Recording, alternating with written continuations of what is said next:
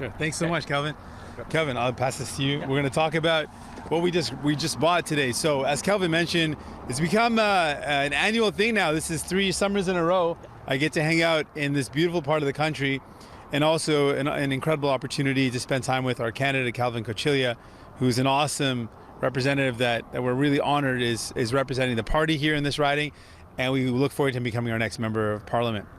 And as Kelvin said, we're here to look at the price of groceries. And one of the things we know is when you go into a grocery store and you're buying and spending more than ever before and you're leaving with less than ever before, people feel ripped off. And they're right to be ripped off. It's because these large corporate grocery stores are ripping off Canadians. And just to give you an example, we bought 3 items and they're all President's Choice items. So that's the in-house brand of Loblaws, which is the largest corporate grocery store in the country. So 3 items. We bought their President's Choice regular olive oil, $20 for this olive oil. We bought a bag of apples, and it's more than $1 per apple because this bag was $10. President's Choice apples again, that's their brand. And then we bought President's Choice peaches, and barely 7 peaches, again $10. President's Choice is the brand, the in-house brand for Loblaws. Loblaws is the largest corporate grocery store in Canada, and they're posting record profits at a time when people can't afford their groceries. We called these folks to committee. I hauled the CEOs of these corporations to committee and said, how much profit is enough? You're already making record profits. How much more do you want to make? And they had no answer, because the rules have been written by Liberals and Conservatives to let these corporations rip you off. And we know the North has already been struggling. It's already been hard to afford groceries in the North. It's even harder now when corporate grocery stores have free reign to rip off people. And we know they're ripping you off because we just saw recently, a couple of weeks ago, I'm sure you remember, that Loblaws was penalized $500 million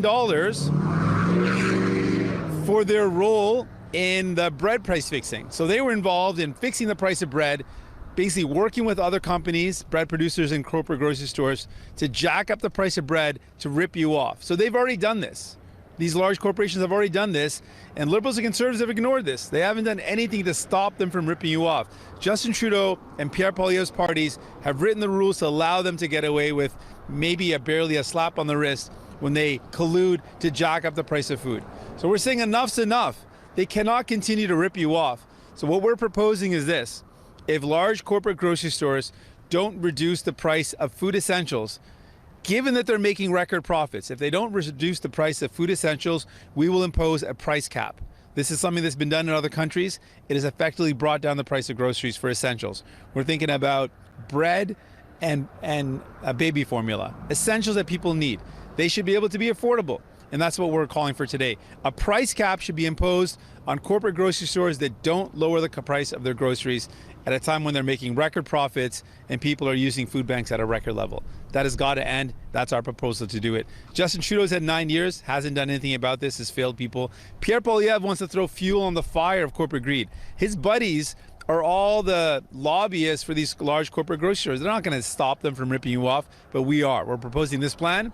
The Liberals and Conservatives voted against this plan actually when we proposed it just before the end of session. We're not going to stop fighting to make sure we stop these corporate grocery stores from ripping you off. Do that again in French, and then I look forward to your questions. All right. In the NWT and many small communities, we don't represent the grocery store. Instead, the groceries there are sold at either a corn store or even smaller independent, grocery store.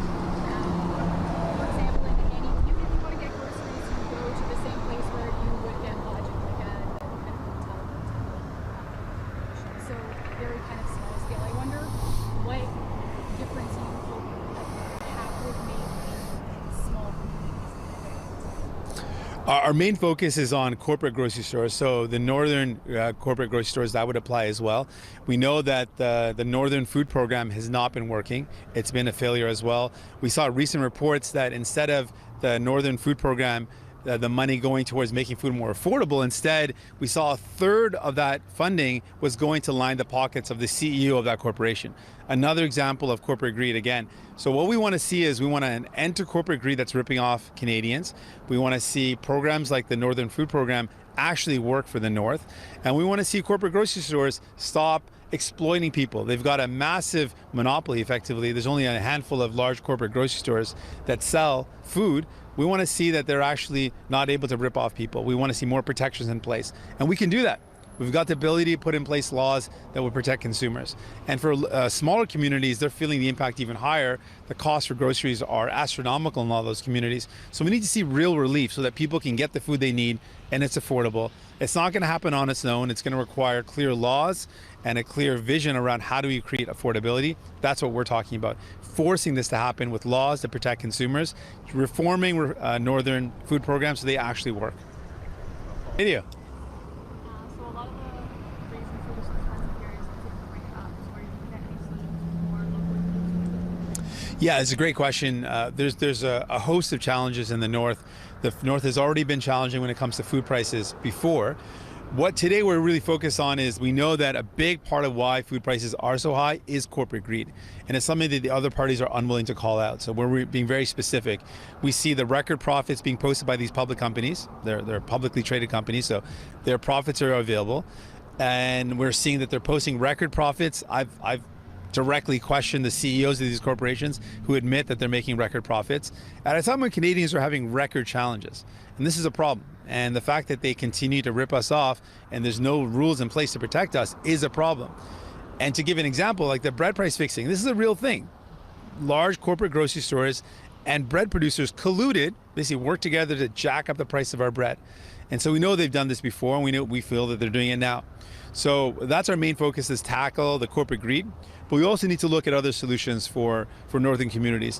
One of the things that one of my colleagues, one of the members of our team, Lori Idlout, has talked about is when we talk about a northern food program, it should look at ways of supporting northerners who want to engage in traditional ways of hunting and providing traditional country food and subsidizing or supporting those hunters so that that food can be more readily available. That's a sustainable source of food, and those hunters can be supported in that way. There's all the ways of looking at how we can make food more accessible in the north. But one of the things that we know for sure is that large corporations are ripping off people, and that has to stop. While I have you both here, I wanted to get either one or both of your thoughts on NWT MP Michael McLeod retirement. Yeah, I mean, it doesn't matter who the MP is. It's clear that the Liberals and Justin Trudeau have let down people in the north. If you ask anyone in the north, your cost of groceries are up, cost of rent is up, cost of housing is harder than ever before. What was the point of having a Liberal here? They've not made life more affordable. So it doesn't matter who the MP is or who the candidate is for the Liberals. It's clear that the Liberals have let you down. And that's why folks need a New Democrat. If you think about this minority government, New Democrats have been the ones who've been fighting for people. We fought to bring in more relief. We fought to bring in more help. We're the ones that are calling out the corporate greed that is driving up the cost of groceries. So you need another voice that's actually going to fight for you, that's going to stand up for you. And that's what you'll get with Kelvin Cochillia. That's what you get with New Democrats. Yeah, would an NDP government support Mackenzie Valley Highway, and how would they pay for it? In terms of infrastructure, this is something that we believe the federal government has a very important role. So whether it's roads, bridges, connecting communities, we believe the federal government has a role to play. The Northwest Territories and municipalities aren't in a position to fund these large projects. That's exactly the role of the federal government, to make sure these communities are livable, make sure that they've got the infrastructure necessary, Mackenzie Highway being one example of really fundamental infrastructure. So we believe that this is a job creator. It should be tied to community benefit agreements, meaning that if we build a project in the north, we should get jobs for northerners. People should be able to get hired in the north first, and then if other work is required, we can bring in more workers. But these are opportunities to build up the community, and this is the role of the federal government, to invest in infrastructure that makes communities more livable. For sure. Yeah, so our focus is, of course, on corporate greed. We think this is a major problem, and it does impact the north. There's a lot of there are large corporations that function in the north. There's also one major retailer that is a large corporation that does function in smaller communities, that is that is benefiting from a federal program, but is not actually benefiting the people. So one of our major calls is to reform Nutrition North. That program is supposed to offer that help to those smaller communities. It's not working. It's very clear. I've been to smaller northern communities and the costs are astronomical. If we think the costs are high here, and they are, they're even higher in those smaller communities. So that has to change.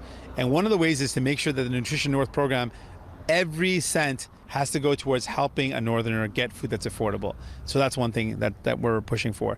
In addition, a sustainable solution for the North is to support local hunters that want to engage in their traditional way of getting food that's local and sustainable, but often don't have the means to do so. So if Nutrition North has an element of it that supported northern hunters to be able to provide food for their communities, that would be one way that's providing sustainable, healthy, local, traditional food. So that's one thing that we promote and we are going to push for. In addition, when you talk about the cost of transportation, it is a real concern. So we need to look at ways that we address how do we supplement or how do we subsidize those costs, but in a way that actually benefits workers directly, benefits people directly, benefits northerners directly. And we're concerned that so far the approach has not been one that's been very efficient in getting help to people. It's been lining the pockets of corporations that operate in small communities in the north, but not actually benefiting those people. And that's something that's got to change, and that's what we're focused on.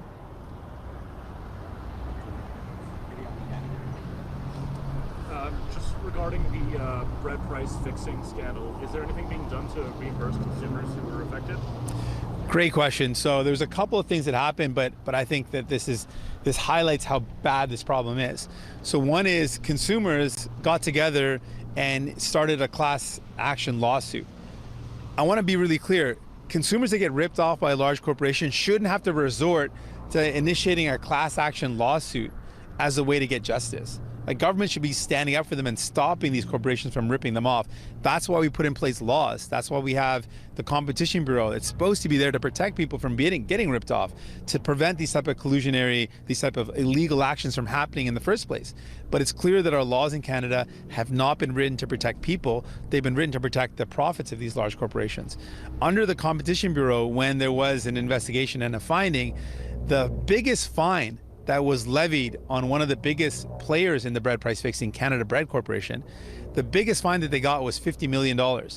But the total benefit that the bread producers and the corporate grocery stores accrued, the total benefit that they got was $5 billion. So if you can imagine $50 million in reference or in comparison to $5 billion is not even a slap on the wrist. It's not even a rounding error. It's not at all going to deter them from doing it again. And that was the biggest award. That was the biggest penalty awarded, was $50 million.